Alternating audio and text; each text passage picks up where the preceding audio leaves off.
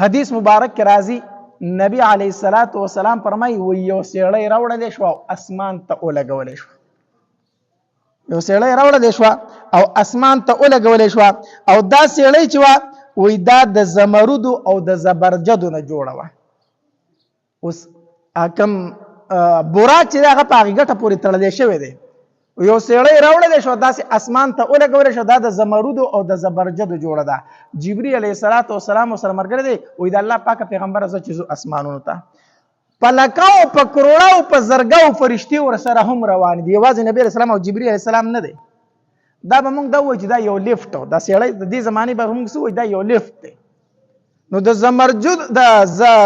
څه شي د زبرجد او د زمرد سیړی او نبی علیه السلام په اسمان ته روان شو. حدیث مبارک کې راځي وای کله چې نبی رسول الله صلی الله علیه وسلم فرمایي وای مون اول اسمان ته ورسېدو کنه نو جبرئیل علیه السلام د اسمان هغه دروازې ته کړس ورکو. چې کړس ورکو وی د باري نه ورته आवाज وشو چې څوک وی جبرئیل یما او محمد مصطفی صلی الله علیه وسلم را سره مرګره دی. بر د اسمان د دروازو چې کوم فرشته دا هغه ورته وی ولیدته دعوت ورکړې شوی راغوښته شوی د چې تا د ځان سره روان کړی دی. جبرئیل علیه السلام ورته او فرمایل او دی الله بلل دی. دروازه ورته کوله شو. نبی علیه السلام فرمای و چې کله اول اسمان ته او ختم آدم علیه السلام ناشته په اول اسمان کې. آدم علیه السلام ناشته انتهایی بزرگ انسان دی. وی جبرئیل علیه السلام راته او فرمایل محبوبه دا ستا پلار دی دا ستا نیکه دی دا آدم دی په د باندې سلام ور واچوه. ما په آدم علیه السلام باندې سلام ور واچو. وی آدم علیه السلام راته جواب راکو مرحبا بالابن الصالح والنبي الصالح. زما نیک بچی ته د خیرالی وی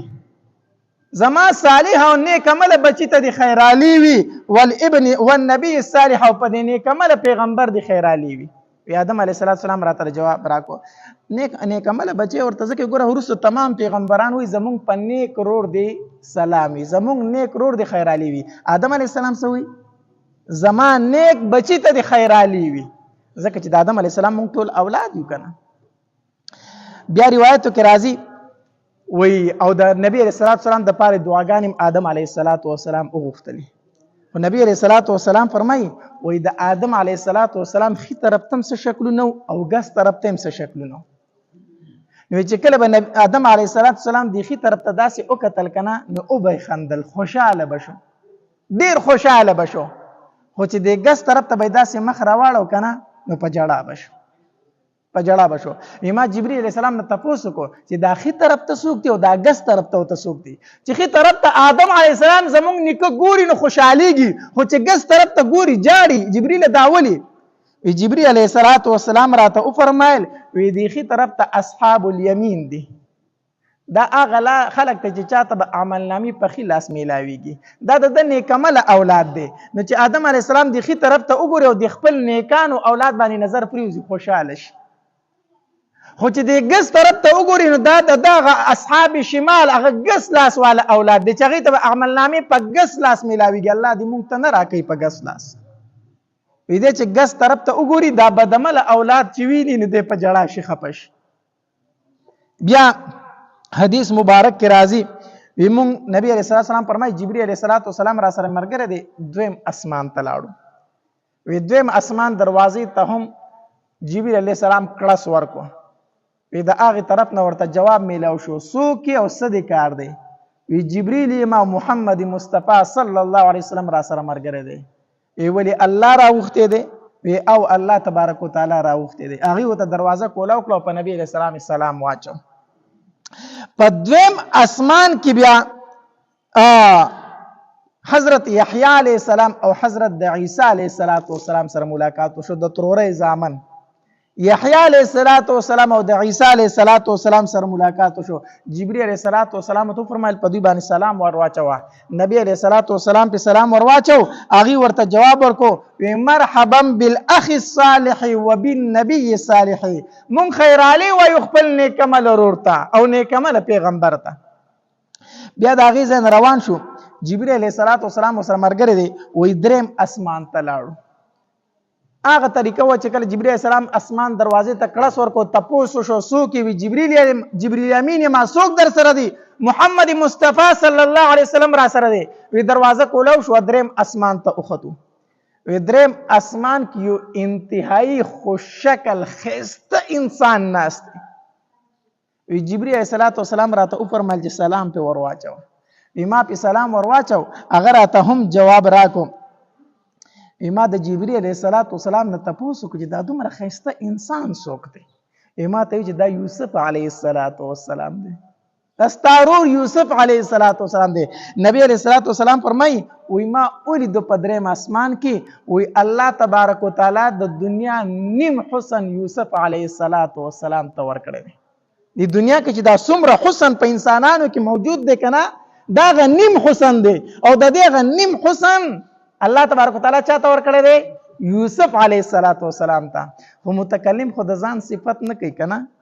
یو سړی بل سړی ته ویل چې ډیر ښایسته ډیر ښکلی نو که دې په خپل هم ډیر ښکلی خو د ځان صفت خو نه کوي کنه چې هلکه زه هم ښکلی یم د خپل صفت خو ځانو دا یوسف علیه السلام ته الله د دنیا نیم حسن ورکړی دی خو دا ټول حسن نبی علیه السلام ته ورکړی شوی د دنیا ټول حسن چاته ورکړی شوی دی نبی علیه السلام ته ورکړی شوی دی هغه یو صحابي وی کنه وی زه نبی علیه السلام ته مخامخ داسې ناستم او څوارلسمې سپږمۍ راختلې وه وی ما به د نبی علیه السلام مخ مبارک ته کتل بیا مې سپږمۍ ته کتل په دې زړه کې فیصله کومه چې یاره دا سپږمۍ ښایسته ده که دا نبی علیه السلام ښایسته دی اوس دا فیصله مې ځان له په زړه کې راخ کړې ده کله نبی علیه السلام ته ګورم کله سپږمۍ ته ګورم په اخر کې مې دا فیصله وکړه چې زما محبوب د سپږمۍ نه ښکلی دی ځکه د سپږمۍ په مخ کې تور تور داغونه شته دی او زما د محبوب په مخ کې داغ نشته دی زما محبوب د سپږمۍ نه هم ښکلی دی نو به هر حال یوسف علیه السلام ته الله د دنیا نیم حسن ورکړی دی خو د هغې نه زیات حسن چا ته ورکړی شوی دی نبی علیه السلام ته یوسف علیه السلام به چې چا ولیدو عاشقان پې شو څه پې شو عاشقان پې شو خو ایمان یې را نه وړو صرف خپلې ګوتې کټ کړي خو ایمان یې را او د نبی علیہ السلام په چهره مبارکه چې د چا نظر پریوتی دی هغه خپل دین بدل کړی دی هغه خپل زړه غوڅ کړی دی هغه خپل زندگی بدل کړی ده دا د نبی علیہ السلام د مخ مبارک اثر و نو په دریم اسمان کې ملاقات د چا سره وشو د یوسف علیه السلام سره په څلورم اسمان کې ملاقات وشو د حضرت ادریس علیه السلام سره او بیا مې په پنځم اسمان کې ملاقات وشو د هارون علیه السلام سره او په شپږم اسمان کې ملاقات وشو د موسی علیه السلام سره او وی په وم اسمان کې ملاقات وشو د ابراهیم علیه السلام سره وم اسمان ته چې لاړم داسې بیت المعمور سره یو سړی ناست یو ډډی ورته والده ما د جبرئیل علیه السلام نه تپوس وکړو چې دا څوک دی وی چې دا ابراهیم علیه السلام ستا نیکه دی نو ابراهیم علیه السلام ته نبی علیه السلام سلام واچو نبی علیه السلام په سلام واچو نو ابراهیم علیه السلام ورله جواب ورکو مرحبا بالابن الصالح والنبي الصالح زما په نیکمله بچی دی خیرالی وي ستړي مشي د خپل نیکمله بچی ته هم ګوره آدم علیه السلام ورته وی زما نیکمله بچی او ابراهیم علیه السلام ورته وی زما نیکمله بچی نور پیغمبران ورته وی زمونږ نیکمله رور دا ولې دا خبره حقیقت ته چې موږ ټول اولاد د چایو د آدم علیه السلام د تمام انسانانو نیکه د پلار دی خو ابراهیم علیه السلام ولې وی چې زما په نیکمله بچی دی سلام وي ځکه دا نبی علیه السلام په اولاد د اسماعیل علیه السلام کې دی او اسماعیل علیه السلام بچی د چا دی د ابراهیم علیه السلام دی نو ځکه دی ورته وی زما په نیکمله بچی دی سلام وي نو ابراهیم علیه السلام د بیت المعمور سره وی ډډه وخلی ده دا بیت المعمور چې دی کنه دا په وم اسمان کې خانه کعبه په بالکل د دې په سمت باندې بالکل د دې سره برابر په وم اسمانونو کې دا خانه کعبه ده پس مکه چې کوم خانه کعبه ده کنه دا په وم اسمان کې دا غي ته بیت المعمور ویل شي او بالکل د دې د پاسه ده وی کوچرته دا غي نه یو شی راتاو کړی شي کنه نو د خانه کعبه بالکل د چت د پاسه بلګي دک شان دا بالکل په وم اسمان کې ده او الته کې دومره د پرشتو رشته کنه دومره رشته وی او یا زره پرشتي روزانه زیو دا غینه طواف کوي عبادت کې هلته او یا زره فرشتي روزانه خو وایي چې یو ځل لاړ شي تر قیامته پورې دوباره نمبر نه راځي. دا خو موږ بختور یو کنه چې کله مو زړه خو غواړي خانه کعبې له لاړ شو څه ته وکړو طوافونه ته وکړو. فرشتي چې په ژوند کې یو ځل د بیت المعمور نه طواف وکړي تر قیامته پورې دوباره نمبر نه راځي. ابراهیم علیه السلام د هغې سره ډډه لګولې وه.